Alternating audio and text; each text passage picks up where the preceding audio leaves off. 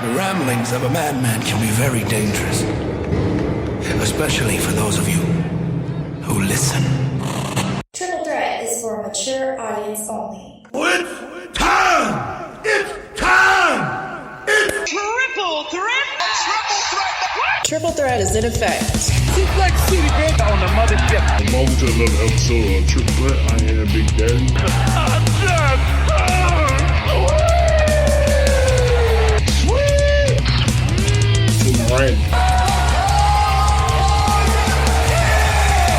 I mean, Jesus, it's like if they changed the covering of the ding dong to like vanilla. I mean, come on, what the hell, man? And the myth, the legend, the prank. For every action, there's a reaction. And a Piker reaction is quite a fucking thing. What could you say about T3 that hasn't already been said about Marty Jannetty? My shoes cost more than your house! Triple Threat is in effect.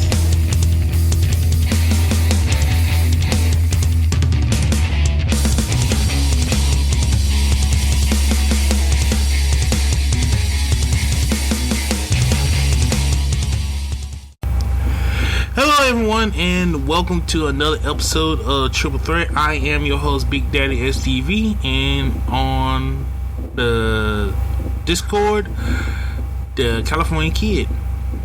Hey, what's up, folks? Alright, we got a lot to talk about, so let's get into it.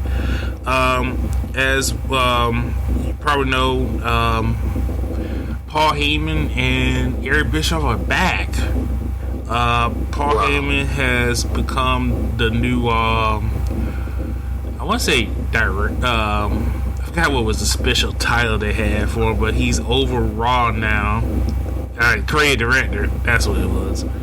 Yeah. And Eric Bischoff is now the creative director over SmackDown. Do you think that it's going to change anything about SmackDown and Raw? Well, with Paul Heyman involved in a project, there's always the possibility that even though, you know, you still have the McMahons in charge of the whole company, there's always the chance that you're going to get some really amazing product, because when Paul Heyman gets involved in a control role, you know, it's inevitable that he is going to get his own flavor in there. And I love that initial episode of Raw that kicked things off, and it's a hope raiser. And really for Vince McMahon, seeing as how things have been going on the downturn as of late with the writing and everything, I can see his desperation in bringing Bischoff and Heyman in, because whatever's going on in the back offices and whatever's going on with the booking committee and the writing board, something went south, especially with SmackDown. Something went very south, and I think he saw it in the sales. I think he saw it in the overall ratings. I think he saw that, even though people say they don't care about the ratings. I think that really is something that comes up when they start doing comparatives with sales, and pretty much how much the monthlies. When they I'm pretty sure at some point someone went on and brought the monthlies in, with the figures and everything. And as soon as Vince saw those figures, I think he knew what direction this whole thing was going. And at that point, I think that's when somebody advised him to make some phone calls. And that's the best way I could think of how this happened. And will things change? I don't know. It takes time. These are guys that are going to have to really start slowly seeping into the bowels of the WWE and start changing staff principles and things like that, because these two guys ran two completely different kinds of ships. Bischoff, I don't know what he's going to do with SmackDown over in the next 6 months. I have no idea what he's going to do with SmackDown. But with Paul Heyman, where Paul is going to lean Raw. We all know, and we're glad to have him do it at this point, because Raw, come on, let's all be honest. Let's all be fans. Let's all not be fans and be just customers for a second here. Raw has not made us happy in probably a decade, or with little hints of great episodes here and there. Raw has been a letdown for almost an entire decade. SmackDown has had like several stints of years where it's been awesome, and then years where it's been just terrible. You know, SmackDown's been hit or miss over the years, but at least they've had hits. You know, they've had entire whole 6 to 8 month runs of great product. You know, so it's something to think about. You know, Bischoff doesn't have too much work to do as long as he can get SmackDown back to what made it work. And then, you know, with Heyman's going to have to really do some transformative work with Raw, and I think that's slowly starting to happen. But it just depends on how much Vince is going to let him. You know, how much room Vince is going to give him. They said they promised him full creative control. We'll see how true that is, because, like, again, we've been talking about a few subjects on, you know, Vince McMahon keeping his word on things. This will be a true test of that, because it's going to affect the overall future of his product and his flagship show. We'll see how that goes. I think that's the key of what you were saying about how much Vince will give them control, because let's be honest, Vince is still going to be over everything. The last say is going to come from him, and that's why I'm not all too surprised and excited about this going through. I mean, we see with the changes on Raw and SmackDown that, you know, some of their inputs are getting put into the show. Excuse me. But you know, as long as Vince still has last say on some things, you know, we're still gonna get probably not the whole. It's not gonna be as good as it could be, because, like you were saying, that people can say the ratings don't matter, but unfortunately with Fox, the ratings are going to matter, and I think that's why he did it, was because to appease the Fox with Bischoff and Heyman. Because I'm pretty sure that for some reason, if what they say is true, that Fox still wants the 3.0 rating, like back during the Attitude Era days, then they're pretty much fooling themselves. Because I'm sorry, there's nobody on that roster that is good enough like The Rock, Stone Cold, or hell, even Undertaker to get that 3.0 rating. Well, I think it's also important to realize that something Shawn Michaels said holds true too. You know, Shawn Michaels spoke about it was a different roster back then, and, you know, he said that he quote said that we were all assholes. He said we were all like you know, selfish assholes who wanted to be number one, and that's what made the show so great, is that we were willing to go as far as we needed to make the product, you know, to make ourselves successful. So the product, you know, Shawn Michaels did speak about it being a different industry back then, and it was. We're talking about something where, you know, the product, like, I think there's a better chance of this product taking off if you know, if this XFL thing takes off and Vince is and they're able to divert Vince's attention away from the product for a while. You know, that's going to be a huge win for all involved, because not only will Heyman kind of have more, as you know, way more control, you'll have, you know, it'll kind of leave certain people like Triple H and, you know, and people like Triple H, Shane, and you know, Bischoff to kind of run amok and get this ship sailing. As far as Fox is concerned, it just depends on how far Fox is going to let WWE go. If WWE if they really want the Attitude Era back, I mean, there's going to have to, honestly, like I said, I don't know if this is the time period where you can actually pull that off. You got a few people who are capable of pulling off the Attitude Era mantra, you know, and going edgy and everything. But I mean, for the most part, this is a roster of different people from back in the 90s and 80s. You had guys from the 80s, you know, that were still in the 90s rosters who could breed that kind of environment. You know, you had Sean Waltman back there. You had guys that you had some of the old guys, like, you know, back in the back that really breeded that environment that gave people that edge to go out there and be that edgy.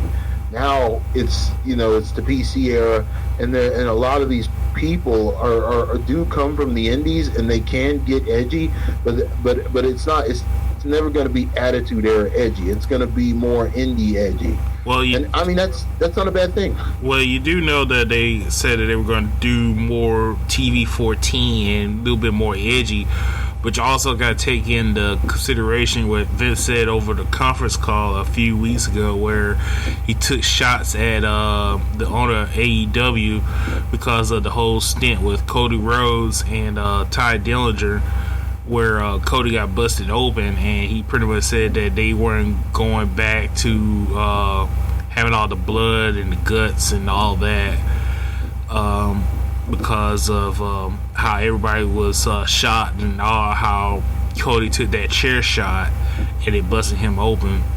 So I guess they're not gonna go to the point where there's a lot of blood and stuff, because apparently one of the guys that own the website tried to take Triple H to task over the Johnny Gargano and Adam Cole 3 Stages of Hell match from NXT TakeOver, which we will talk about later, saying that Adam Cole busted open, which he didn't.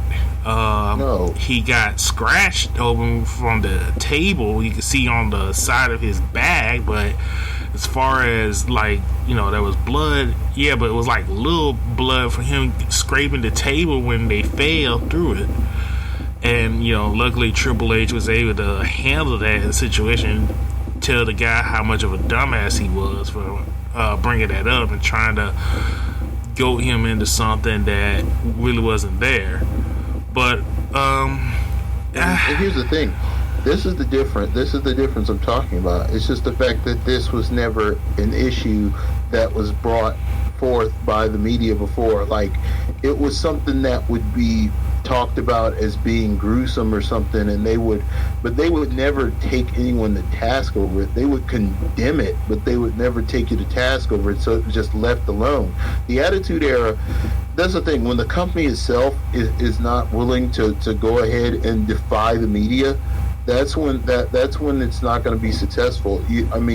The bloodshed was a part of the Attitude Era. It was realism. It was the realism and the surrealism in some cases that made it a product that had believability that would suck you in, because you have a giant freaking war between Austin and Triple H, and both of them are gushing blood all over the place. It's a battle. It's for the content and the story that you are telling. When you build a story to a certain point of intensity, I'm gonna, as a viewer, I'm gonna expect to see somebody bleeding, because that's how serious you've written the story. It just that and the kind of stories that Paul Heyman writes, they're gonna demand blood. After a while, they're going to have to cross that line, and it just depends on if Fox is willing to go that distance with them. If Fox wants ratings, you got to put blood on the air. They're going to have to put color on the air. People are going to have to get color, and that's the only way that the storylines are going to really get over. The way depending on how far you write them. Unless you just want to do a world of sport kind of thing where it's like, oh, we're just fighting. I don't know, man. They're gonna have to a decision is gonna have to be made by WWE on whether they are wanting to, go the distance to give Fox what it wants, despite Fox getting a little angry, or they're gonna, just kind of, go PG with it. It's either gonna be PG-13 or it's gonna be TV. It's gonna be, it's gonna be rated R. It just depends on what they want to do. Yeah. All right, let's get down to it. NXT TakeOver was last weekend. It came from Toronto, Canada. Let's get down to it. The first match is for the NXT tag titles, the Street Profits versus the Undisputed Era, O'Reilly and Fish. I gotta say, a pretty good tag match. It was a good match. I thought that I think that at the end it went a little too far. because there's certain things that you shouldn't kick out of, but I loved it. You know, it was a spirited fight. Definitely lives up to the NXT standard. Not a masterpiece, but definitely a fantastic match. One that I truly enjoyed. That was a good one. Yeah, some of the highlights. Ford doing the rock bottom. O'Reilly doing a DDT into a German suplex combination. Just a lot of back and forth. Here's something I wanted to ask you, California Kid. During the conversation, Mark Ronaldo was saying that Nigel did the pendulum lariat. Was that him or was that Dean Ambrose? The pendulum lariat? You know when Dean Ambrose had somebody kick him into the rope and then he'll come back and give him a lariat? Yeah. Was that Nigel did that first? I think I don't recall. I don't. Maybe he did. I don't remember. I remember Nigel McGuinness, you know, Tower of London and all his other moves. I don't recall him doing that. No, wait a minute. He did do that. He actually did. Now I remember it. Yeah, that was his. Okay. I believe. Okay. Yeah, he did do that. Yeah. But it was a pretty good match. Double spears and then a frog splash gets the win for the Street Profits.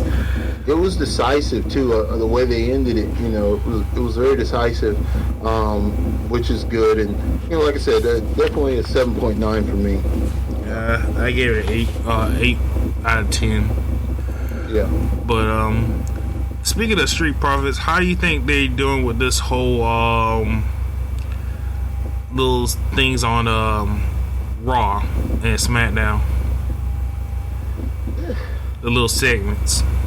The segments are they want to get them exposure, you know, and they're trying to get them rubbed right, you know, they're trying to really get them the love of the fans on, you know, because I hope they don't bring them up this early, but they're trying to bring them up, but they're trying to, because you got to think most of these black tag teams that have been on actual television have fared so. They've never really just been a bang off hit unless it was like the New Day or something like that. But when it came to something that was more urban or more street, it's never really taken off, I think, the way Vince wanted it to. And you know, part of this stems back from the talk that when they talked about the fact that, you know, what Vince McMahon said about, you know, the gangsters, is that he would never hire them. It's because, you know, it comes down to, you know, now, especially now when they're dealing with a publicly traded product, we're in an age where now the whole life of the you know, of the ghetto, the whole life of the gangster, the whole life, all that, it's kind of being phased out in society now. Everybody's kind of getting more sophisticated now. It's still there, but it's just not something that's glorified as much as it was in the 90s and as much as it was in the, you know, in the late 80s. It's not glorified as much. They don't release a lot of movies about that kind of thing anymore. South Central, all that kind of stuff, or, you know, New York or Compton or, you know, Brooklyn. They don't do a lot of that anymore. It's kind of everybody, you know, that comes with the you know, with the political correctness age we're in, the media, you know, everything. Do I think that, you know, they could do something political with it? Maybe, but then that would also tie into the edginess. I don't know. You know, they're just probably just wading them in the water a little bit just to see how the audience takes to them. That's probably why they're giving them these little segments, trying to, you know, in their own way. Do I think they're doing it right? No, but do I think that, you know, if it were me, I would take a page out of the gangsters and have them just start coming out of the audience playing music and jumping people. But, you know, that's going to be left to Paul Heyman to decide how to get this over. That may be a little too passe as well. Well, so we'll see how it goes. Well, I did like when they got to the ring, they got out of the ring and walked into the crowd and walked around in the crowd. That was good last night. And I don't know if they'll be able to do it up on the main roster, but if they can, I would still try to do that for a little bit, maybe like at the corners right about where the ramps are. But they would have to go out there and kind of just take a page out the New Day's book. Just start handing out cups and get people crunk. They'd have to spend a lot of time in the audience during their entrances. Like, maybe that would be part of their whole work. It's just the fact that they come out, they really have to get the crowd involved. They're going to have to get out there and mingle a bit with these people, and get the love of the crowd. They're going to have to get out there and just make, even if they start doing like a sort of beer pong thing going out there, or they start having fans play a little game out there, run around the audience, but for a team with that gimmick to get over, they're going to have to make the fans part of their little party. Yeah. And I think if they do that will be a high key to success, is to get out there and get the audience involved in the whole party.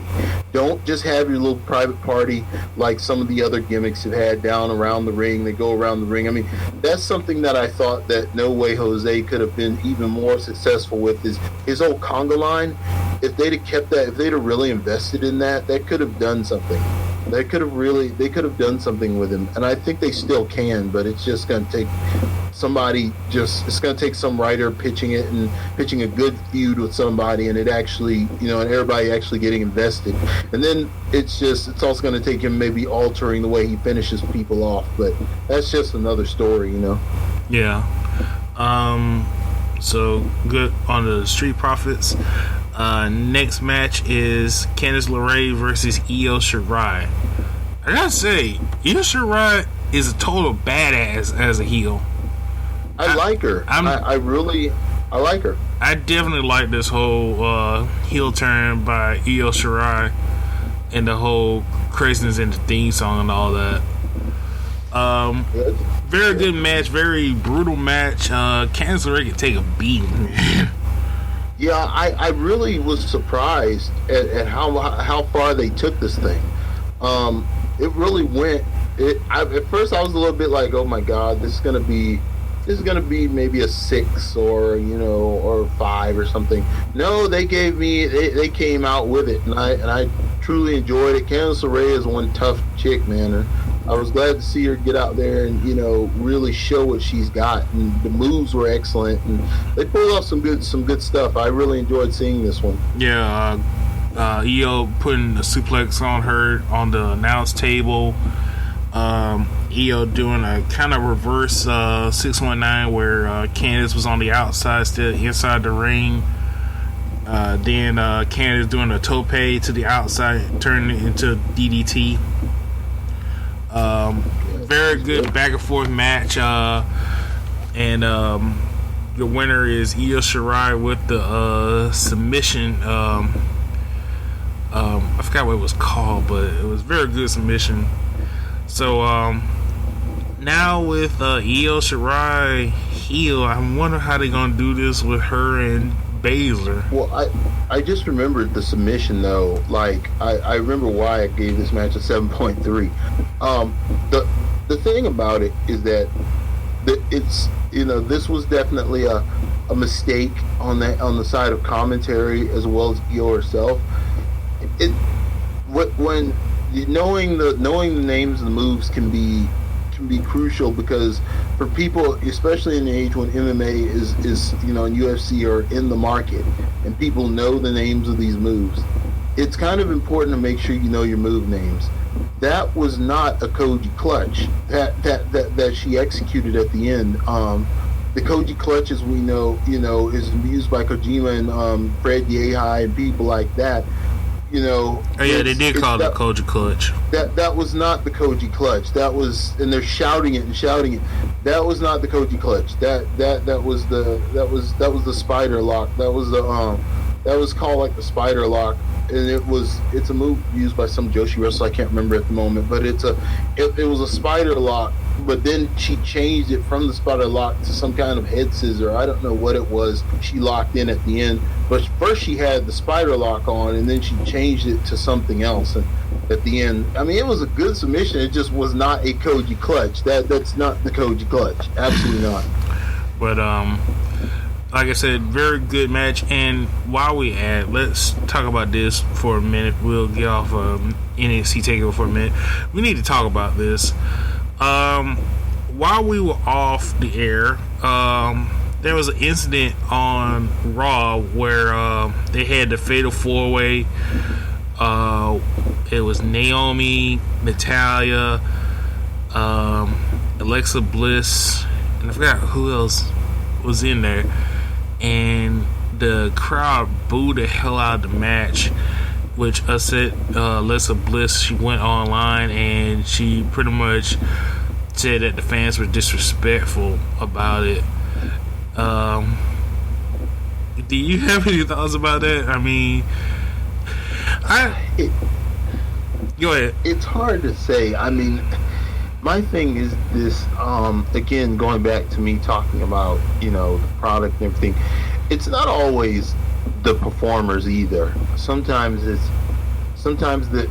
get in front of audiences that are so, like, what do you want to say, dispassionate, or you get in front of these crowds that either they're spectators that have been misinformed, or they're dispassionate, fans, or they're just people that are they're just trying to be annoying for the night. They're chucked up on beer and they're trying to be annoying for the night. I mean, anytime, it just depends, and at times like that, sometimes the people, the guys in the back, the producers in the back and everybody need to pull strings and start opening the gamut for them to start taking it to another level. Let's go ahead and break a table. Let's cheer these freaking people up because they're obviously disparaged if they're booing this match. But then again, here's another thing though. I think WWE has for a long time been digging their own grave on these multi-women matches. Fans are tired, or fans are frankly getting tired of these multi-women matches. Either it's a 6-woman tag match, or a 4-way, or a 3-way. People are getting tired of this. We want to see these performers one-on-one. People are forgetting. I think WWE is almost forgetting the value of the one-on-one, and the way, and maybe it's just the fact that maybe that's saying something about their faith in the performers. These girls are not ready for one-on-one, or no. Sometimes all we want to see is a good one-on-one that that tells a good story in the ring, that gets us involved. Maybe a good feud or something, but it doesn't. You don't always have to throw the whole lot in there. And they did this on pay-per-views for over a decade. They did this they ran multi-women matches on pay-per-views, on every pay-per-view and everything, and it just devalues the title holder, and it devalues the roster. We're just gonna lop them all in there and let them brawl around.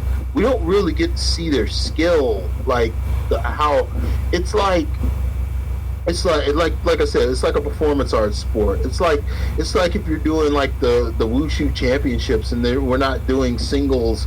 We're not doing singles. We're doing all couples and all groups. It's just like, come on. We want to see how good they are. I mean, show us how good they are. I mean, I understand how Alexa Bliss feels when people booing, and she's working hard to entertain them. But you also got to remember, if it sucks, people are gonna let you know that it sucks. I mean, that's part of the game. Every wrestler has had bad nights. I mean, hell, Taker and Goldberg just got done with one of the worst matches of their careers, and you can clearly see that Undertaker was upset about what happened. And if that happened over here in the States, you don't think that the fans would be crapping on all that on that segment? I mean, it's happens. Fortunate for both of them that they did it there too. Yeah, I mean, it's just the way it is, and it kind of upsets me with WWE when they do all this stuff on Twitter. Like they had what's that chick's name? Kayla Braxton, where she had this tweet about, well, I just sat through a movie and it sucked, but you know what? I'm not gonna criticize the movie because I don't know how to make a movie. Some of y'all gotta take note. And I'm like, so let me see if I got this straight. You pay your hard-earned money, and you're not gonna complain because you wasted your money that you worked hard for on a bad movie. I'm sorry, Caleb. Maybe it's because we were raised by totally different people, but if I waste my hard-earned money on a movie that sucked, it's not because I went to school and I learned how to edit and how to learn how to edit film. Even if I didn't graduate with that degree, I'm still going to complain about it because I wasted my hard-earned money that I could have used on something else. That's very true. You have to give the customer what they want, and I don't know that. And that's the problem with things in this generation now. It seems like ever since the late 2000s, people are like, now you can't complain and say that criticize about something being bad. They just want you to just take it and just move on. I'm like, no, that's not how it is. Especially when you pay your hard-earned money, you had the right to complain. That's the reason why we had the Better Business Bureau, because exactly, when you pay your hard-earned money, you expect to get the best out of stuff, and if you can't get the best, then you need to complain about it, because not everybody has the money to burn on stuff that isn't that great. Nobody can take a hit like that. Like, I know there's some rich people that can spend all that money and it doesn't matter to them, but not everybody has money to burn. That's very true. That's very true. And it just comes down to the fact that look, if I'm paying for something, to see something, like, okay, I'm a huge, at the time, let's say I'm going to some show and I'm going to see RVD or something, and you book the card. There's a lot of people there to see Rob Van Dam. You book the card and you put Rob Van Dam in like the midpoint, and like maybe we're gonna just put RVD in a 4-man match. Nobody wants that. We want to see RVD in the main event against somebody good, and let's see a good match. Don't just throw him in there with 4 people at some indie show we don't freaking know.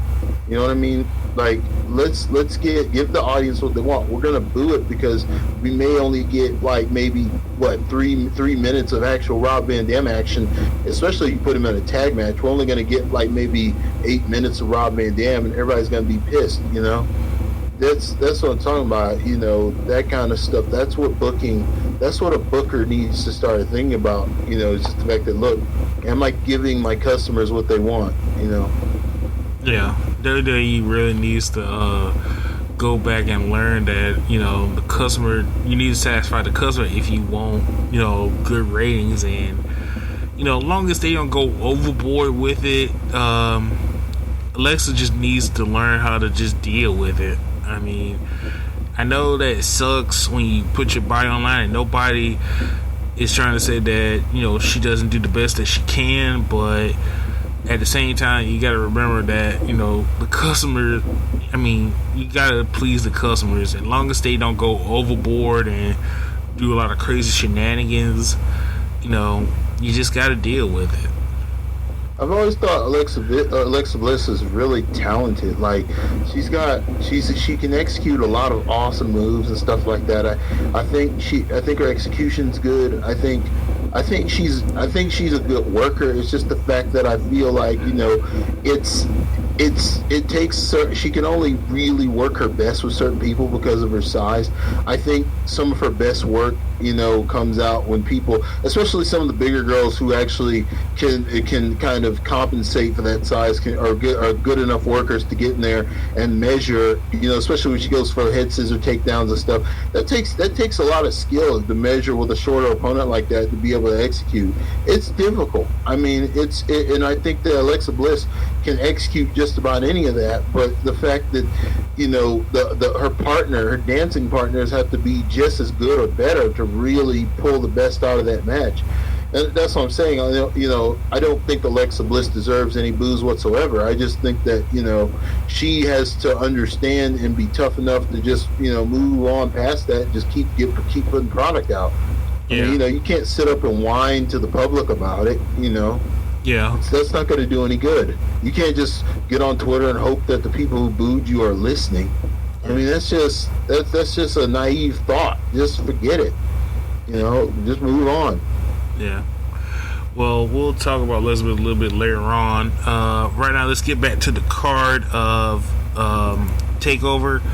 The triple threat for the NXT North American title. Roderick Strong versus Pete Dunne versus the Velveteen Dream. It was a good ride. Really good ride there. Let's talk about the entrance first. Very good entrance by Dream. Came out to the Mountie theme song. Oh, goodness.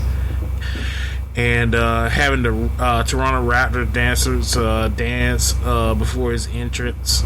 That was great. Very great. But like you say, very good match between Dream, Dunn, and Strong. I gave this one an 8.4. It was good, boy. Yeah. I gotta say about one instance. There was an altercation with Dunn, Strong, and Dream, where Dream and Strong were going back and forth. Then Dunn gets up, and then he starts going to Strong, and he just like slaps Strong, and I'm like, what in the world is he doing? I mean, it just looked weird to me. That was a lot. I think that was. I think it's just a. I don't know. Maybe it was a little lost in thought there. I don't know what happened with that one. I gotta say, one of the best moves was the coast to coast elbow by Dream. Oh, that was awesome. That was a great move. That looked pretty. Yeah. Your winner, Dream, with the Purple Rainmaker on top of Roderick Strong. After Strong did his finishing move on Pete Dunne, Velveteen Dream comes off the top on Strong, moves him out of the way, and pins Pete Dunne. So I guess Dream's gonna last a little bit more longer with the Dream's gonna last. Yeah. Oh goodness! He really meant for. Also, before we get into the next match, let's talk about this. The 2K commercial had them basically at a mansion having a party with all men. Had Hogan, Austin, Braun Strowman, Shawn Michaels, Paul Heyman. Then out of nowhere, Becky Lynch comes crashing in. Told Hogan sorry about the roof. We see Velveteen Dream. Roman comes up with 2 glasses of champagne, and Roman says, "Thanks, man. Nice work, man," and gives Becky one. And it shows that Becky Lynch is on the cover with Roman for the new 2K video game. It was a good commercial. It was a good promo. Pretty much knew they were going to probably promote with the whole man gimmick and stuff with Becky. Honestly, the only good thing was her and Velveteen Dream being in the commercial. Yeah, that was good. Still ain't gonna buy the game though. Although they probably made me change my mind with the whole announcement of if you pre-order, they're gonna have like story mode with the Wyatt family, and had the Wyatt compound, and you also get the Fiend also, which kind of sounds interesting. That's going to be pretty cool. Yeah. Alright, let's get into this match. The NXT Women's well, before that, we had I think, wasn't this the part where Matt Riddle came out and he challenged what's his dude's name? He challenged the Beast of Belfast. The guy who was with Sanity. Yeah. Pretty good brawl. That was a good brawl. The ending with him and the guy, he's on the back of the guy, his neck choking him out.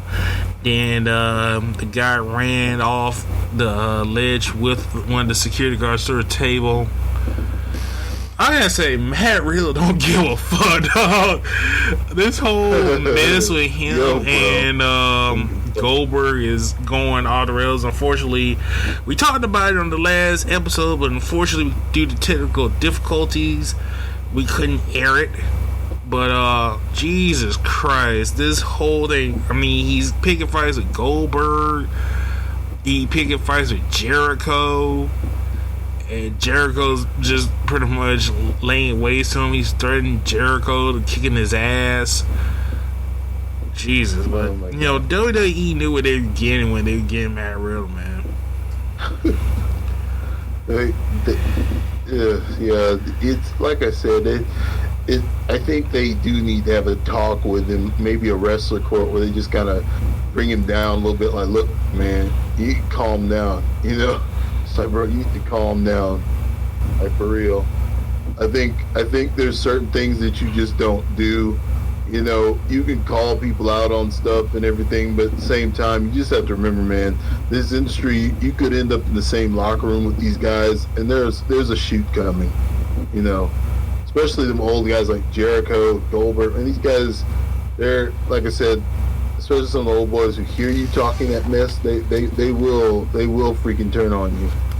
I just hope by some miracle, if him and Jericho does come to blows, that there's a camera so we can see it. I just hope it's a prearranged work between the two. I hope that Matt Riddle maybe had the wherewithal to call Jericho or contact Jericho, be like, look, man, I'm gonna talk some trash about you. Just let it go, man. It's it. We're gonna make a lot of money off of it later. I hope he at least had the wherewithal to do that. Because if he didn't, I just think that they definitely need to pull him aside, and talk to him about it. They need to have a talk with him about it. Yeah. Okay. Let's get on to the next match, the NXT Women's Title match, Mia Yim versus Shayna Baszler. I thought this was good in the psychology sense. This is like just seeing somebody who, I'm gonna play dirty 2 storyline. It's been done before, but I like the way they did it in this one. Yeah. I like the way that Mia Yim kind of proved she was more than just another, jobber coming out.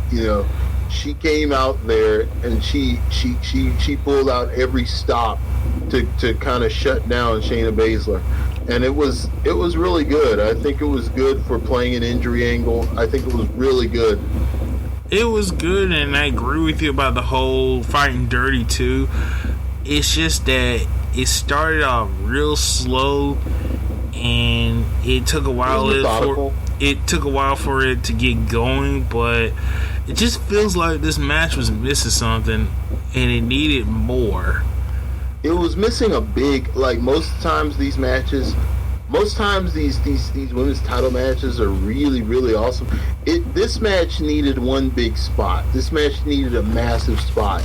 It needed a big spot just to kind of top things off and really bring it to fruition. It needed like something big had to be executed, and it never happened. And they kind of just played it. They played it safe with this one, but at the same time, I have to say they played it very well. They played it safe, but very well. It was slow and methodical starting out. I thought it needed something a little early on. It needed a big spot. That's the best thing I could say about it. Is it was missing. It was missing something that really stood out about the match. That's why the matches kind of fell flat to an 8 with me. And normally these women's title matches get up to like an 8.5 or a 9 with me.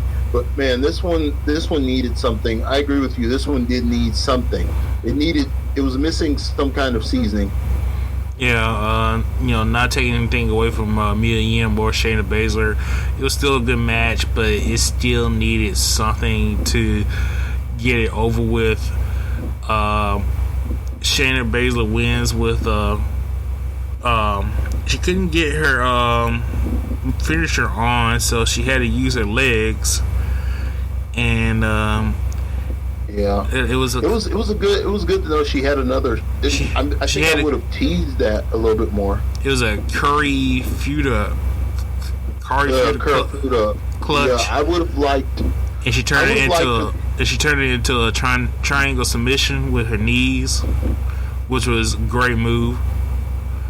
But I would have liked to seen it teased though. Like they could have teased this in some other matches before this, so that we know this is like a move that's in our arsenal, and that's something we realize we have forgotten. Something that we realize we forgot she could do. That would have brought some impact to this. Yeah. But I don't know. But all in all, it was a good match. A little bit average, but it was still good.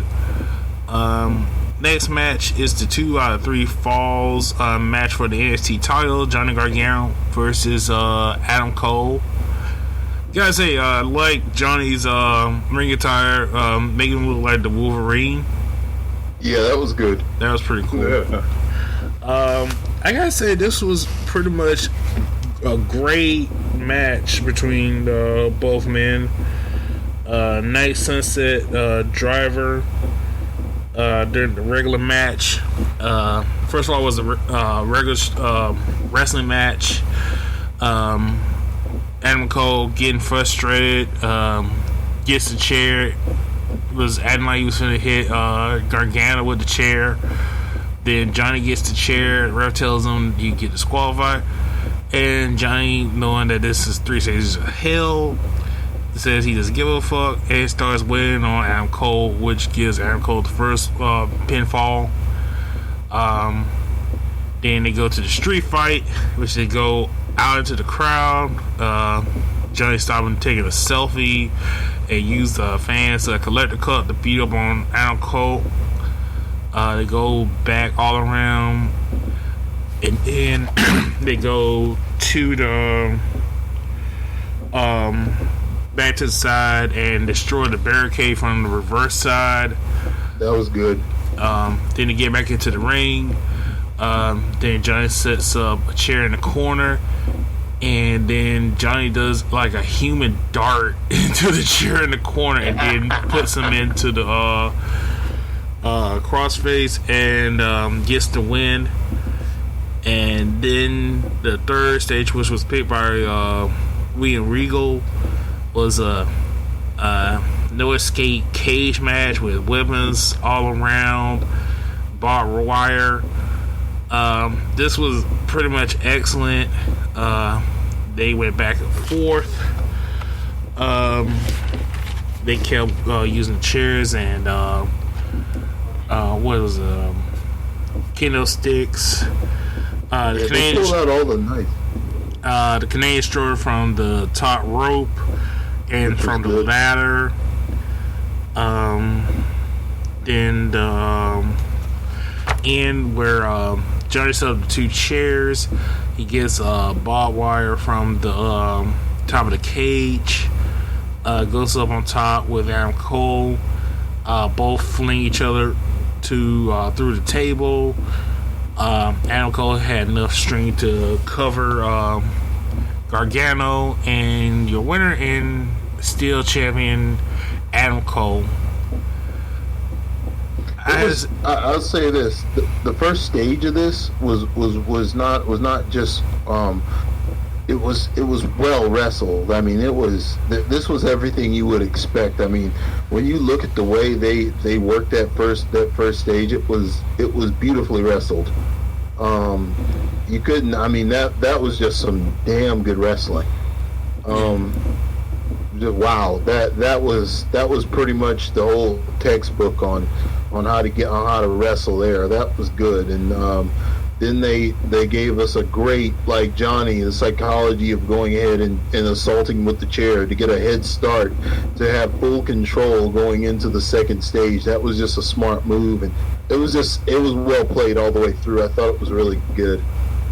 Yeah, but very good match. At the end, Gargano got a standing ovation, and his wife came back out, and they have it out off screen. And this may be it for Johnny Gargano. No word yet if he's going up to the main roster after this, but very good main event. I give it a 9.10. Pretty much match of the year candidate for right now. Alright. Yeah. Alright, let's go to SummerSlam. But before we get to that, let's continue to talk about Alexa Bliss. Also, while we were gone, they finally put the women's tag titles on the line in a fatal 4-way with the Iconics, Fire and Ice, the Kabuki Warriors, and Bliss and Nikki Cross. The Iconics got pinned, so they lost the titles. Then Fire and Ice got pinned, and then it was down to the Kabuki Warriors and Alexa Bliss. Nikki Cross took out Asuka, and Alexa Bliss hit her finisher on Kairi Sane. And your new women's tag champs, Alexa Bliss and Nikki Cross.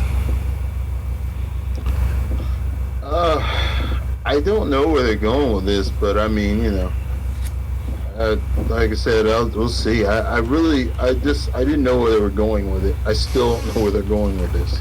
I really wanted Asuka and Kairi Sane to win this, but it would have made sense. They've been building this. I mean, they've been building this from freaking day one on this damn tag division. I don't understand like where they're going with this. Like, just, you know, the Kabuki Warriors. I don't understand why you wouldn't go ahead and let them get this thing going. You know, like, you put two girls together who, you know, I mean, come on, man. Like, I don't understand how Alexa Bliss and, you know, how this even registers here. I don't understand this.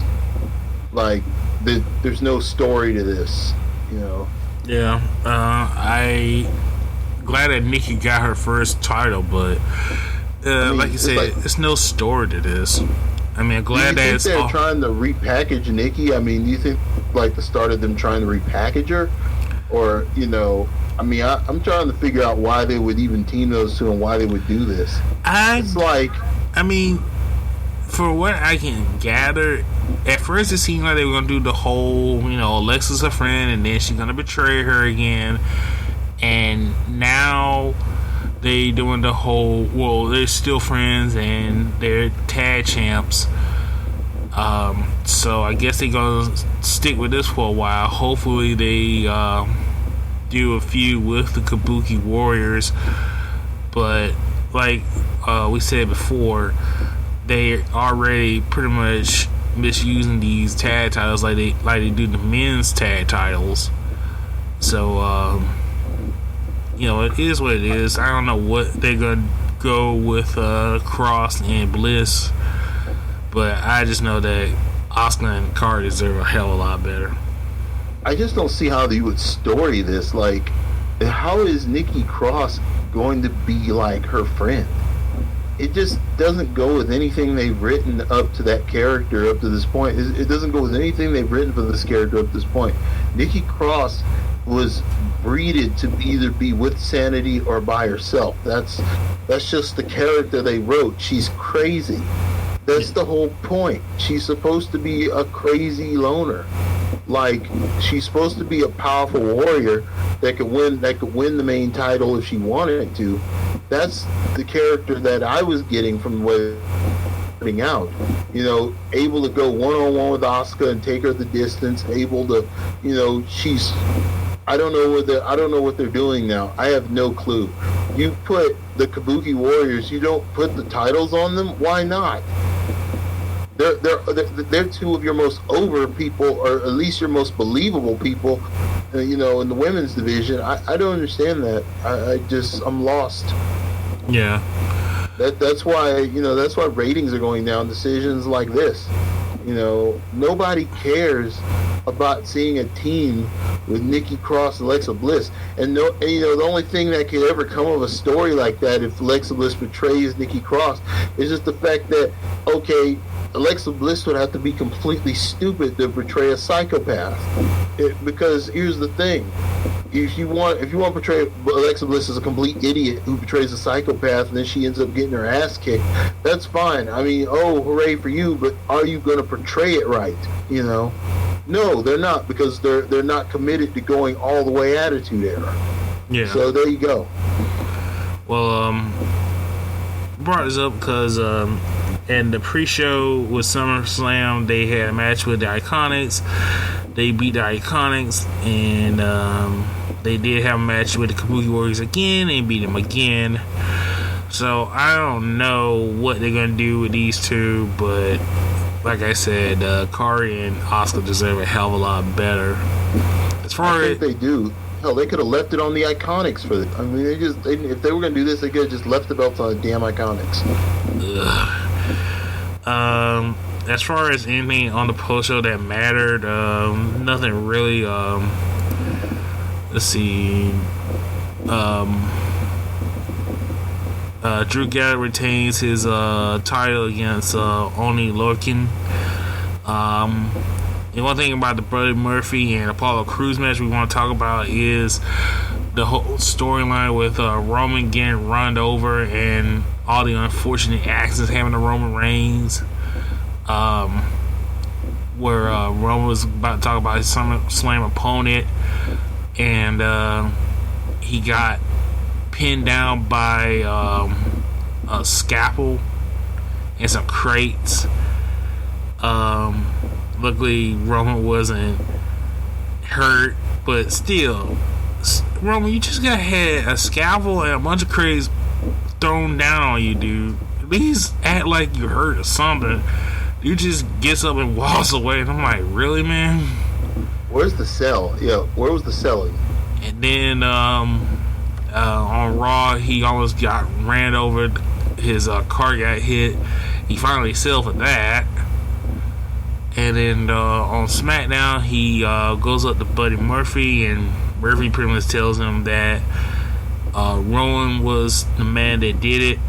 So I guess they're trying to set up a feud between Daniel Bryan and Roman Reigns.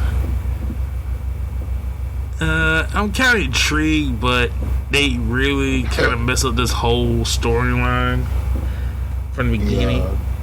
But I'm willing to see where it goes, because they kind of mess up with Daniel Bryan, because they kept saying that Daniel Bryan had a message, career altering message, and nothing came of it. So like I said, it's, you know, can't understand what's going on with WWE and this creative. Hopefully this leads to something good with Bryan and Roman, which should be good since it's Daniel Bryan. Yeah, Daniel Bryan will make it good no matter what he'll do. At least in the ring, he will make it good. Yeah. So we will see. They did get some shine to Buddy Murphy though. This Thursday with his match against Roman Reigns. Finally having this dude on SmackDown and actually having him do something other than talk. Because the last time he wrestled was the NXT match with him and Velveteen Dream. That was a while back, yeah. Yeah. So let's get into it. First match for SummerSlam, the submission match for the Raw Women's title, Natty versus Becky Lynch. It was an okay match. It was okay. It was about 6.5. It was alright. Yeah. I did like the where Natty put Becky in the submission in the corner. But I gotta say this: whoever tries to do the sharpshooter, if you don't have the legs or the stature to do the sharpshooter, please don't do it. And I mean no disrespect to Becky Lynch, but good lord, Becky trying to do the sharpshooter on Natty is like The Rock trying to do the sharpshooter on anybody. It just don't comes off good. It just doesn't. Yeah. You have to have a certain, for it to look really, really good. You have to not only have a certain body build, but you gotta really know the posture. Know what posture you're supposed to be in. Yeah, it just doesn't come out of it. I mean, I know what Becky was trying to do, but it just looks non-believable. Yeah, that was terrible. Becky Lynch wins, gets Natty to tap. Next match, Dolph Ziggler versus Bill Goldberg. Pretty much a squash match. It was a squasher, and there's a whole story with this, but I mean it was what it was. I see what they were trying to do with it. If they were going to tell this kind of story with it, and they wanted Dolph to keep egging him on, this is where you kind of need like some scenes where you kind of have to almost play the movie of sorts. Like, okay, when Goldberg went to the back on about the second or third time, once the music stopped and everything, they should have had a camera in the back, had him talk to the guys in gorilla position, it'd be like play it again, and then they had them be like, come on, Bill, don't take it easy, Bill. And it's like, no, play it again, you know, and then cut back to the outside, then show him coming out again. Tell that story. You really want to drive that story home, like that you know, show just how annoyed Bill is with this, and then have him come out again, and not just spear him. Like, Bill should have maybe put him through a table or something. Like, really, if you're gonna play that story, make it mean something. Like, really make it mean something. Take it home, you know. Dolph gets speared, jackhammer win, calls back out Goldberg. Goldberg comes out, spears him again. Then Dolph calls him back out. Goldberg picks him up and gives him a head over heels spear and totally destroys Dolph Ziggler. So yeah, that's pretty much it. Let's talk about now. There's rumor that Dolph Ziggler wants to leave WWE. Apparently, from what sources said, is that Ziggler had a handshake agreement with Vince McMahon that if he wanted to, you know, leave and go do other things like his comedy, his stand-up comedy routine, or go to do his shows on Fox News, he can. Monday was supposed to be his last day with the WWE, but for some reason Vince pretty much told him no. So now I guess now him and Ziggler are gonna be back and forth on this whole matter. You would think right now people will stop having these handshakes with Vince, because I don't understand why people still try to do this. Vince is a businessman. Vince has proven time and time again that whatever you do with a man of his caliber and you are an employee, if you're going to do anything, you need to get that in writing. I mean, you always get that in writing. I don't know why anybody would still do a handshake now in 2019. That's like one of the craziest, like a handshake, like this is the same thing that happened between he and Bret Hart. He'd agreed to let Bret, after a lot of meetings and disagreements, he's as the story goes, Bret went back to Vince and then allegedly, Vince agreed to let Bret Hart go over in Montreal, but then it didn't happen. And I'm not going to get into the whole argument about, Bret not taking into account that not only was he an employee, but he was a well-paid and well-treated employee. I'm not going to get into that. I'm going to get into the fact that, look, this is not anything on the character of Vince McMahon. I don't know the man. All I'm saying is that, according to the way things have always gone, handshaking Vince McMahon on going on an agreed upon anything is probably not a good idea, because when the figures and the money starts coming into play, and if he just so happens to feel like, oh, this won't bode well for the company, especially since he has competition again, it's kind of like, yeah, you may want to get that in writing, Dolph. Yeah. So we'll see. Dolph really had nowhere to play for himself, dog. Could have won the AEW, but it is what it is. This match is the WWE United States title match between Ricochet versus AJ Styles. Good match from Ricochet and AJ. That was good. The whole back and forth. We're not gonna talk about the whole Truth and Carmelo bullcrap that happened before the match. Yeah. AJ comes out with the win. So, are you digging the whole OC thing with AJ and Luke and Gallows back together again? I still this is where I'm at with it. Unless they're going to actually, do an intercompany deal with New Japan or AEW itself, unless they're actually going to do something for that where everybody makes a whole lot of money. Because here's the thing, they've blown this already. They've already blown this. They blew it by not getting Omega last year. They couldn't. Apparently, they couldn't win him over last year in their last negotiation. They've got a good deal of the Bullet Club members in the company, but the fact of the matter is, unless the only way this is ever going to really build to something profitable is if they are willing to do business with their competition in this small program. Not total business with the competition. I'm talking about for this program, because this is, after all, the Bullet Club.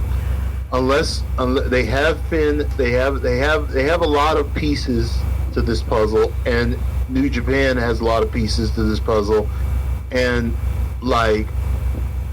they're going to have to do some kind of little sub-side deal to try to get this program over. But I'm talking guest appearances. I'm talking maybe one or two matches, one or two big matches, and a feud that could build to something between Finn and AJ. And it's something that could still get over huge if they do it right, but it's gonna take WWE getting Vince to compromise to make money, and Vince is not a man to compromise. But that's why I don't see this working, and I don't know what the point of this is. I don't know why they decided to do this now. Maybe, it's nice to have AJ and them back together. It's just the fact that Gallows and Anderson, it's good to see all those guys together, but the problem is, is it going to go anywhere? Are they going to build this to something worthwhile? Are we going to get a Bullet Club storyline in WWE? That would be money. They missed the boat 2 years ago with this. The T-shirt sales alone would be worth a king's fortune. The people, even if they had to cut royalties to New Japan or Ring of Honor, my God, I don't know how they can do that. A complete all-around deal with Ring of Honor, New Japan, and AEW to get this Bullet Club storyline over would be huge. But they don't have to. If I remember correctly, doesn't Finn Balor own the rights to Bullet Club?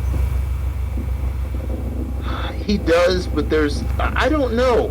I honestly, I can't say that. I don't know. I honestly don't know. It doesn't matter who owns the rights.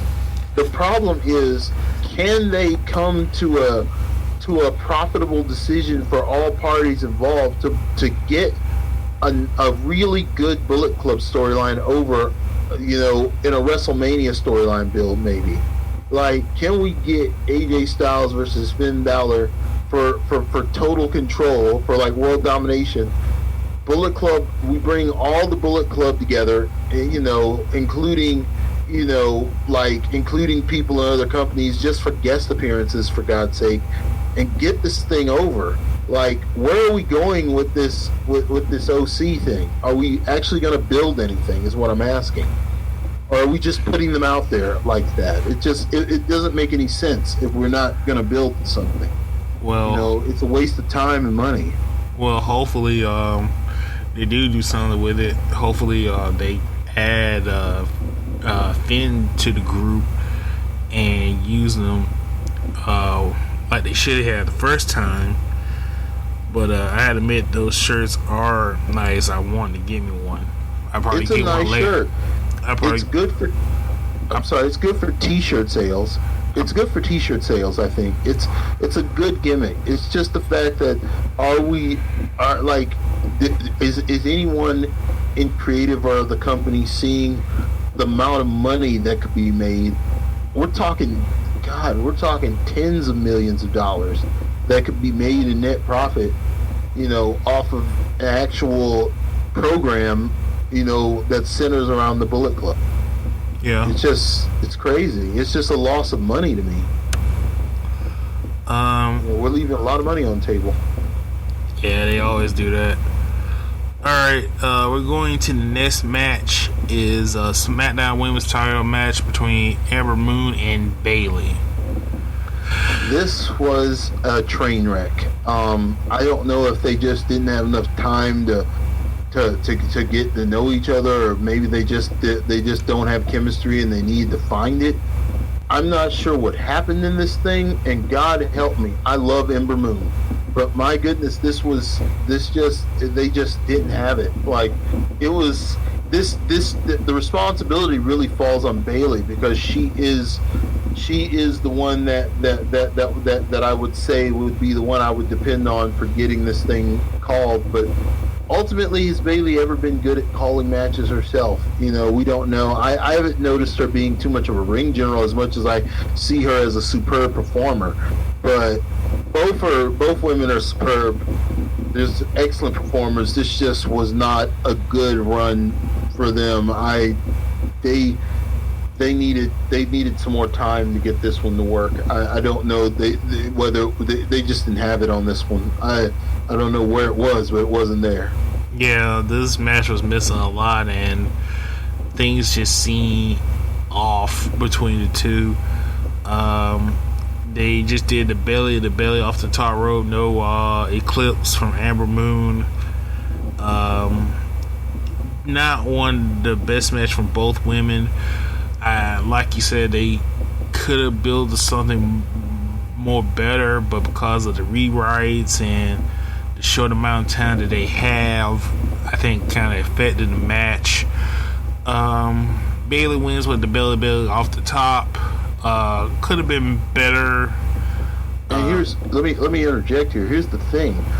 The fact that we're going to talk about the eclipse, they didn't even tease it or enough, or really play at the fact that that thing is like a trip hammer in there. That thing is like it's like if you let Ember get to the top rope at any point in the match and you're not completely noticing it, or you're out of it on the ground or something, you're in huge danger. And it was played so well in most of her other matches, and especially some of her best programs. Even with Asuka, it was played very well as to how deadly this move was. Yeah. And they didn't really cover in this one. It would have been understandable if it had been Bayley kind of clipping her wings here and there, or cutting her off at every turn of getting to the top rope in clever ways, if they had cleverly written it better. But like I said, I think this was also a chemistry issue. I don't think they had enough time to really prepare for each other, or to really work with each other enough. I don't think the two have ever really had a lot of time to really work out something here. But it's hopefully if they have to do it again, it'll be better next time. Yeah. Next match is Kevin Owens versus Shane McMahon.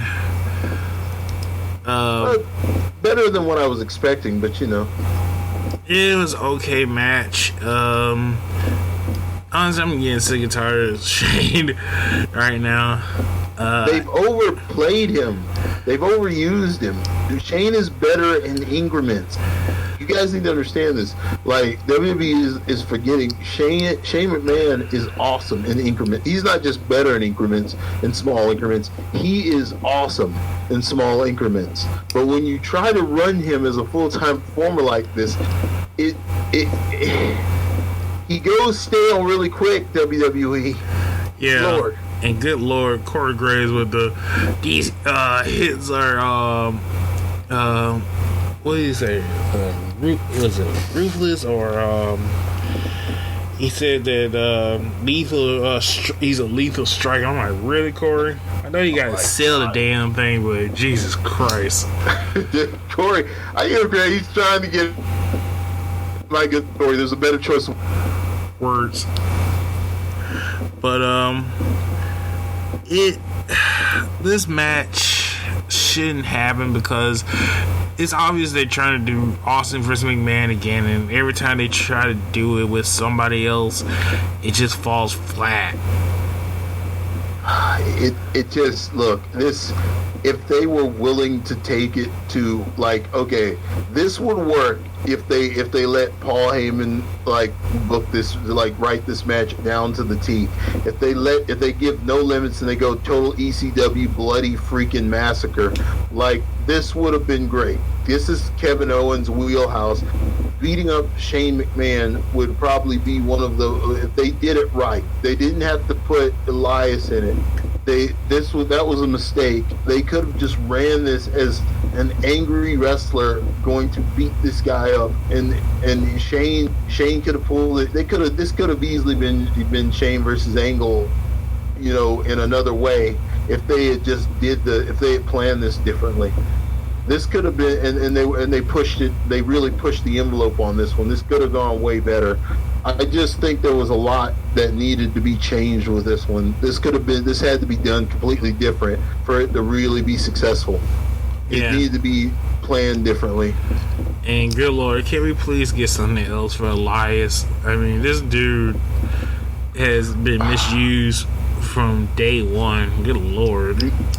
Just one of the most misused and underappreciated, performers I've seen in a long time. I mean, he's sadly, I think I don't know that they I can't say they're too late to cash in on this guy, but I feel like they missed their opportunity when he was really, really getting over with the fans. They kind of missed their opportunity. Yeah.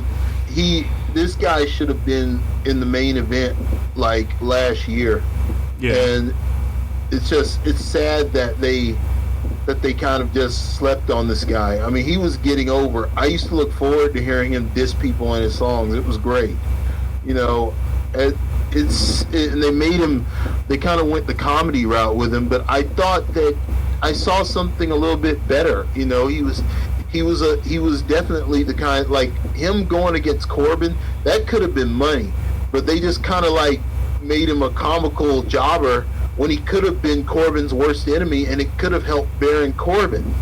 I think they slept on that, and they really made a terrible mistake with it. It could have been great, but they kept making him job to Corbin. It just poor decision making on that. Elias has been misused completely. He's a great performer. I enjoy watching Elias. He's got an old school kind of thing to him that I really like, and he's stiff, and I like that. But they need to. I don't know what they can do now. They've taken this whole thing too far. They missed I don't know that the boat is completely sailed yet, but then maybe there is a chance they could turn this around with one good feud, one good spark of something that really pisses them off, and they go at it. That could work, but they got to find it again, and I don't know if they ever will. Yeah. KO wins. Let's go on to the next match. Charlotte Flair versus Trish Stratus. This was enjoyable. I thought it was nostalgic. It was good nostalgic fare.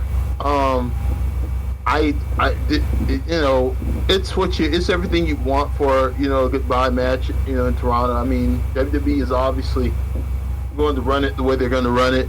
It was good. It was fine. I didn't have a problem with this one. It was a good match. Let me just say, damn, Charlotte is tall as hell. Trish Stratus. She's a tall girl. She's a tall girl, man. And this is another thing. My only gripe about this thing was more I didn't like the. I would have preferred Trish pull out one of her classic outfits. I didn't like the skin patches. I thought that was a bad look, but I thought everything else was okay. Yeah, pretty good match. Trish doing the figure eight. It was all right. It just looked okay. It looked pretty good. It just looked weird with Trish. The whole meanness of Charlotte was excellent. I mean, it was as best as you can get from Trish, because she had been matched in a while. The last match was I think that Raw after Evolution 2. Not Evolution 2, Evolution, the pay-per-view. One thing I do want to say is the fact that, man, just the way, one thing that the one reason why I like this match is just because of it really showcased how good Charlotte is. The beginning, all the maneuvers, Charlotte really did a great job of making that stuff look fluid. If you really watch the way she did that, she did all that stuff, all the arm drags, everything, that was. Charlotte is an amazing performer. You just have, I think that, I think that people kind of lose sight of that. She is fantastic out there. And, what a way to go. I mean, that was something else. It was really well, the execution was there. Yeah. Charlotte wins with the figure eight. Like I said, this is what you can get for Trish. Granted, it wasn't as good as Hogan versus Rock, but it's pretty much damn close. It's close. And what a great way to nod for Trish to give Charlotte a nod. I think her doing the figure eight was kind of just a way to do a nod to that. And also, they could have done better with the promos, but because of Vince rewriting SmackDown at the very last minute, I think it kind of hurt Charlotte and Trish, because they probably were trying to do the best that they could with all the rewrites and stuff.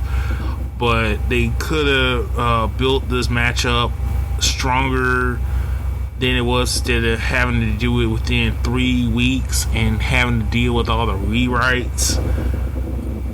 Which I think it would have been good. I would have loved to see, like I said, it was the right. I think this was the right. I think it could have been better without the rewrites, but I think they chose the right opponent for this one. As far as making it happen. Sadly, we may never get to see a one-on-one between Trish and Sasha. Not going to place fault on that. Just saying, it's I would love to see that, but it's still this was definitely just as good. This was really good. Yeah. Next match is the title match between Randy Orton versus Kofi Kingston. It was okay. This is I'm gonna call. I need to speak first on this one. Okay. WWE. It's SummerSlam 2019, guys. You've got a champion, Kofi Kingston, who you are trying to put over as your WWE champion, and you're building a feud with Randy Orton, and you build it to this particular point in the feud. They're in the match. He's calling him stupid. The stupid thing is in the audience's tongue now. Everybody's on. They have this awesome match that goes all the way to. You don't like they really start putting together a good match going into the middle part, and then like you give us a finish like that. I mean, I don't know if it was I don't know if maybe that wasn't the planned finish, and that, you know, maybe they just ran out of time or whatever it was. But it's SummerSlam, guys. We need that we needed something. If you were going to end it with a disqualification or a time or a count out or something like that, you might as well let Randy go ahead and press the whole I'm abusing your family issue. That would have been, we needed to dig a little deeper than just having him go over there and look at them. I think having Kofi go crazy. I think somebody screwed up, cause something happened that wasn't supposed to happen out there. Yeah, because honestly, it makes Randy look stupid since they were both counted out, and he was trying to get him back in the ring. He didn't really do anything that made him look menacing, and plus Kofi's wife, no disrespect, you know, didn't act all scared or anything, nor did his sons. But I don't know, somebody messed up. I don't know if it was Kofi or Randy, but it was just a clusterfuck. I think, yeah, the ending just kind of, the match fell apart going into the ending, and it was built well going into it, but just, oh my God, guys, like, if it's going south, let's go ahead and avoid anything else bad happening. Just go, like, this should have been talked about and prearranged. Like, if the families are good at selling, just go ahead and talk to Randy and have him grab your son, have him carry your son out of the arena. Let's go ahead and get really deep with this thing, because that's who Randy Orton is. Randy Orton is sadistic. Have him grab his son and just carry him out of the arena, and have Kofi go freaking nuts. Like, if you're gonna play it, go ahead and play it. I mean, God, they learned nothing from Samoa Joe. Samoa Joe knew play this kind of stuff. Yeah. You know, Samoa Joe knows how to pull this kind of stuff off. Come on, Randy, you know how to do this. Double count out. After match, Kofi beats up on Orton, and that's how they ended. I hope they continue this and fix this. They need to fix this. Well, I'm pretty sure they will. Next match, Finn Balor versus Bray Wyatt, The Fiend. Awesome match, especially the entrance. Like the new music for Bray Wyatt. Jesus Christ, the whole imagery, the whole Bray Wyatt's head as the lantern. Done very well. Match was pretty good, a little short, but got to the point. The Fiend wins with the mandible claw. And then the outro was just awesome. Very good for Bray Wyatt. I hope that whoever helped him with this, please help the other wrestlers, you know, with their stuff. And let them, you know, help them out, you know, because this is what happens when you give somebody creative control and, you know, they get it. And if this doesn't work out for Bray, I don't know what to say, because how many times this dude's been getting chance at a chance, and he's gotten over and over, only for them to screw it up somehow. That's the thing. I can't say that. I say that Bray is probably one of the most mistreated wrestlers of all time. Just because he's gotten over, whatever angle they brought him back into, he's gotten it over. He's managed to get into the minds of the fans and get this thing over. And then they only for them to not go ahead and run with it. Like, he got over at WrestleMania with John Cena, and the fans did a double turn and went and started singing his song, and at that point he should have pulled off the win. They didn't go with it. They buried him after that and had him job out a few people like Taker and all that. They built the thing with Taker like, okay, if Bray could have easily been the new face of fear if they ran with it, because he was doing really good with it. I mean, hell, he could have taken on the Undertaker's mantle and kept going and scaring people for the next wanted to. They just didn't go with it. And I'm just like, man, okay, what do you want to do with this guy? You guys designed him to do this, and he's doing his job perfectly. He's scaring people. He's getting people to hate him. You know, he's got the Wyatt family was awesome. He's got this thing going. He's, you know, even to the point where, you know, that whole feud they built up, even though they planned the final send-off, they kind of messed up the final send-off this thing. That whole feud he had with Randy Orton had everybody watching, like, and then they just blew it because they just didn't write they just messed up the writing for the finish.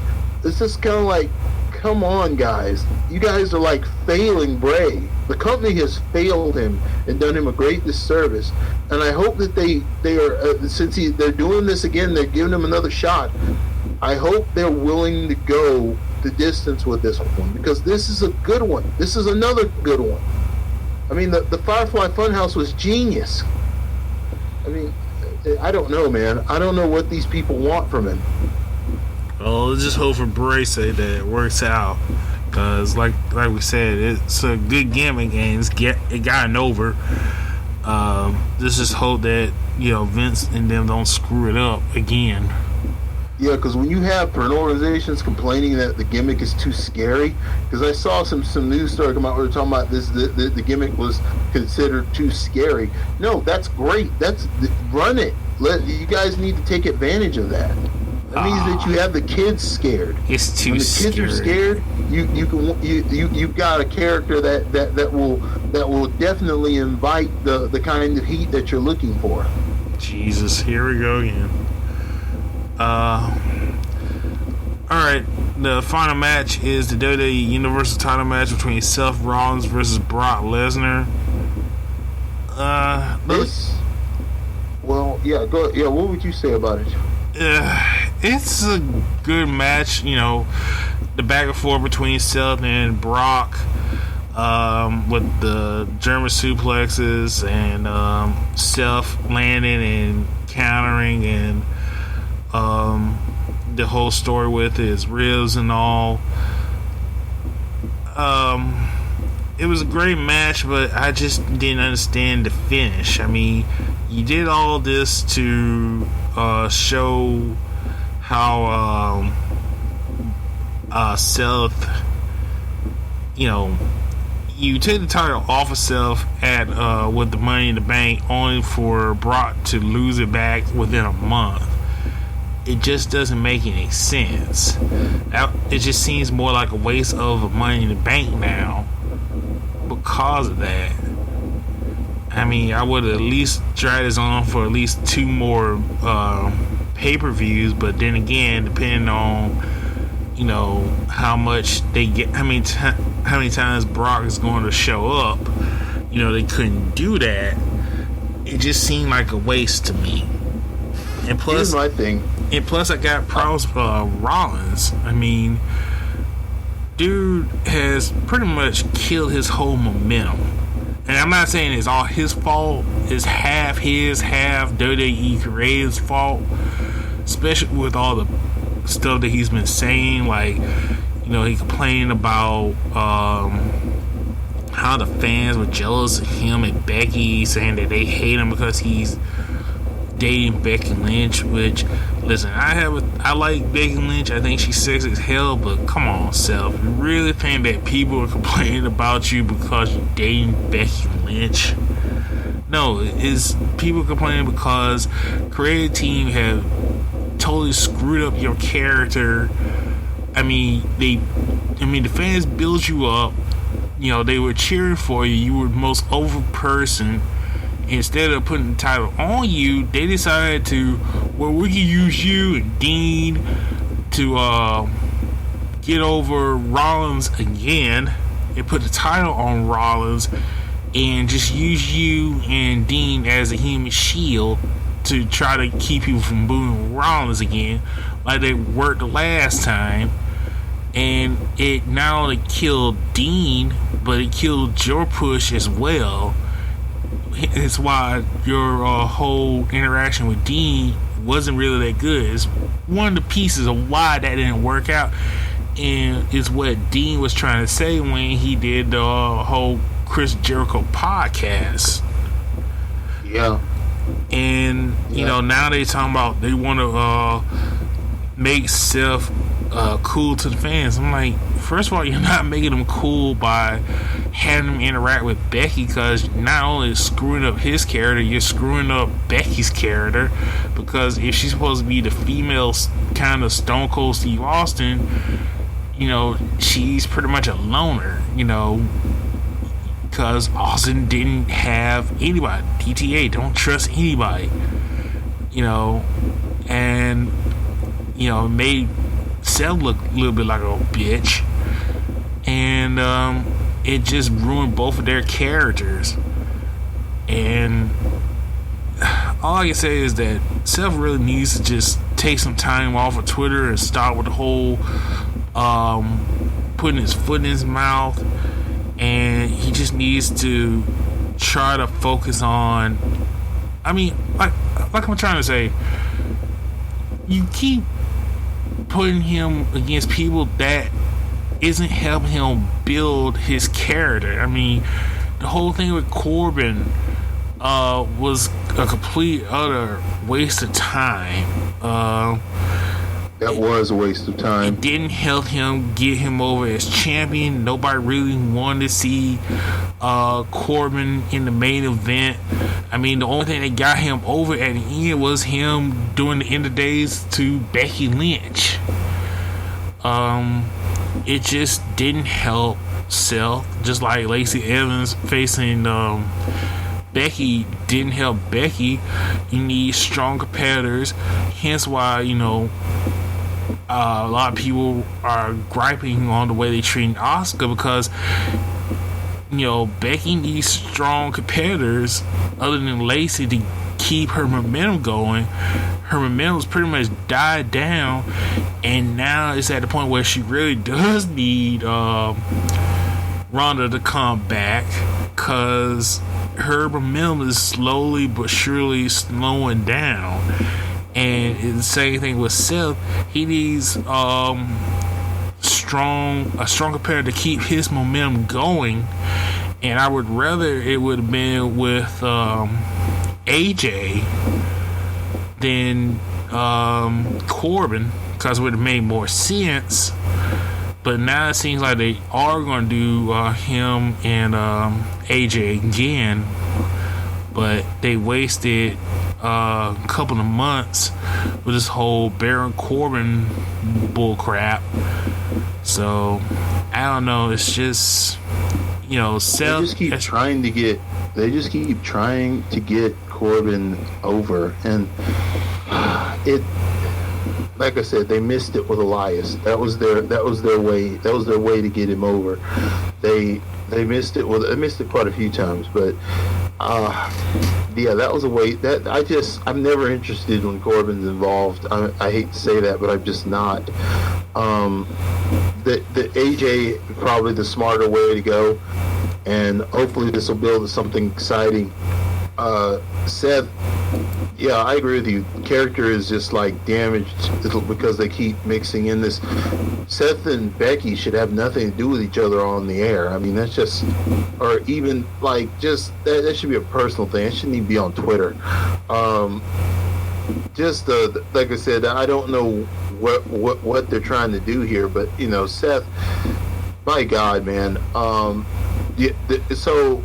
They shouldn't. Here's the thing: they should have never even let. Like, if they weren't going to have Brock do another reign, they should have never even had him win the Money in the Bank. I mean, that was a waste of a Money in the Bank win for somebody they could have gotten over.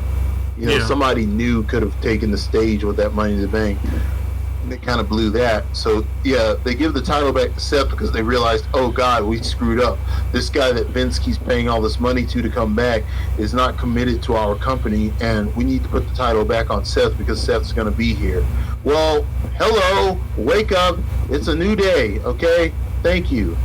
Oh God, I don't know what's wrong with these people, man. It's ridiculous. Yeah, Seth wins. He gets the title back. All in all, SummerSlam was okay. I wouldn't be. Takeover pretty much blew it out of the water. Yeah, that just this is. My thing is that this was not one of the better SummerSlams because you had some real stinkers on this card. It just. I don't understand why the NXT mentality is not instilled in the actual on-air performers when it comes to like these major events. SummerSlam, Survivor Series, WrestleMania, Royal Rumble. These kind of things are... I don't understand what the mentality is going in these things. You can't just... You have to start treating these things with the reverence they deserve. It's like... That's why I'm scared if they ever bring back King of the Ring. I used to wish and pray they bring back King of the Ring. Well, they now are. I don't know what to do at this point. Like, are they going to focus on the actual wrestling like King of the Ring should be? The feuds and the trying to be the King of the Ring, trying to win each round? Are they going to do that? Or are they going to mix a whole bunch of pointless, crappy freaking skits in there that... I don't know, man. The King of the Ring used to be the thing, man. I used to... That was the workers' event. That was the event for the true freaking in-ring performers, you know. I don't know if they're going into it with that mentality, and that's what I'm scared of it with, you know. Well, let's hope that Bischoff and Heyman are going to do it justice. But I'm pretty much going to call it now. It's pretty much going to be either McIntyre or Andrade. Would make sense. Yeah. Because I know they're not going to let Kevin Owens win. Somehow Shane's going to screw him over. So we'll see about that.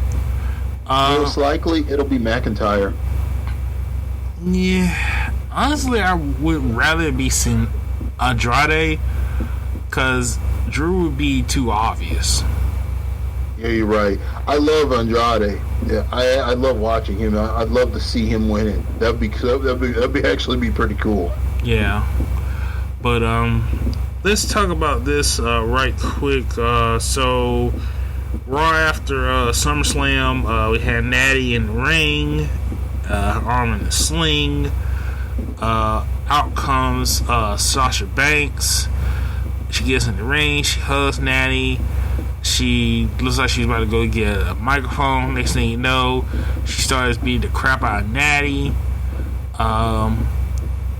Throws a wig off her head for some reason, exposing blue hair. Then Becky's music comes out. Becky tries to fight off Sasha. Sasha turns it around and goes after Becky and knocks out Becky and leaves, which is pretty much going to set up Sasha as a heel versus Becky Lynch, which I'm excited for. Because like I said, Becky needs strong competitors. She does. Because her character is pretty much going stale real quick without somebody to, be strong. So I'm pretty sure it's gonna be a 4 horsewoman Night of Champions with Becky versus Sasha and Bayley versus Charlotte, since they are going to be in North Carolina. Charlotte, North Carolina. You pretty much guarantee that Charlotte's getting the next title shot against Bayley. Man, that's oh my god. I think I don't know, man. Bayley. But the fans are still like, you can still tell there's just ripples in the fandoms with Bayley. Like, I don't know. I can't even remember where all this went wrong. My God. The first time they booed her. Yeah. But we shall see. We also have the OC. Go ahead. I actually hold on. I actually remember where Bayley's downfall started on the main roster. I remember the specific match that it started where she plummeted and she never got back up. It was that Singapore Cane match with Alexa Bliss. That was where Bayley really failed. That, because you remember? Yeah. That's where it happened. That's where it happened. Then she never recovered from that program. Working with Alexa Bliss, she never recovered from. I was initially saying that was a bad program anyway. They should have never booked her in it, but they did it anyway, and I knew Bayley wouldn't do well. Main roster. It's like just a terrible idea to have her feud Alexa Bliss and then have it build to a Singapore Cane match where Bayley. My God, Bayley, they made her look so weak in that match. I just, Yeah. But, let's talk about this one. Also, we had the OC attacking Seth and Ricochet, and out comes Braun Strowman. He demolishes the OC. At the end, we have Braun giving the title to Seth, which might lead to both men fighting for the championship. Shawn Michaels and Diesel. Shawn Michaels and Diesel. Big guy. You know, I don't. Just as long as they don't turn him heel, because we already had enough of a Braun as the heel. I was hoping they were gonna have the Street Profits join Ricochet against the OC, but I guess it's gonna be Seth and Braun and Ricochet against the OC. Hopefully this will be good, but I don't know. But it's AJ, so my hopes is AJ can pull something out of it.